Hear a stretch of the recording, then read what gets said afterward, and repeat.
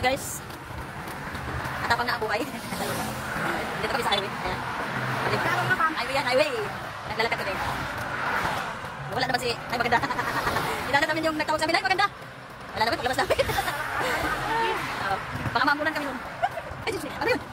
Ipis. Walang ipis dito, nandun sa bahay. parang si Alex Gonzaga. Kaya ni, may hayop. Tapos nandun si Joaquin, sabi ni Kuya Yanni. Walang hayop dito, nandun si Joaquin. Si Joaquin walang hayop. Smile.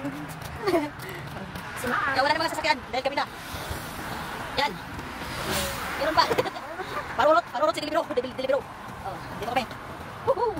Nagpapawis lang. Dito kasi dati, maliit ang ano. Maliit ang pathway. Oo, pathway. Kaya takot ka talaga kasi dito. Pag dumaan ng sasakyan, grabe hangin. Ayan, tahimik na. Ayan, nasaan ang sasakyan? Stoplight kasi doon. Nag-stoplight, traffic sila stoplight. Ayan, tinago ko na. Dami na nila, labas na. Oh, susunta. Yung ginagawa namin kami dito. O parang maliit yata ko dito. Lipat tayo. Ayan. Ito yung ano. Ano tawag ito? Bicycle. Hindi yung, yan o, ang tawag. Ibang, ay sus. Yung sinasakyan mo. Scooter area dito. Dito yung saan. Scooter. Pag may scooter ka dito, huwag doon. Highway yan. Dito. Kaya mong matigok. Kaya yung matigok. Huwag yung subukan doon. Sirang buhay nyo. Kaya dito lang. Nasa yan. May puno ng kahoy. Meron ding lakas naman na puno. Ang bilis. Meron ding mga puno ng kahoy dito. Tignan nyo. Diba? Oh. Ang ganda. Only in the Philippines. Ayan. Dilim. Yan. Puno yan. Yan. Maliwanag. Akala mo buwan. Ilaw yan. Ilaw. Akala mo buwan. Ilaw. Hindi naman ilaw. Oo. Maliwanag yung ilaw dito. Yan. Oh. Yan. Mga puno ng kahoy. Para yung sobrang init. Meron din naman masilang yan. Yan.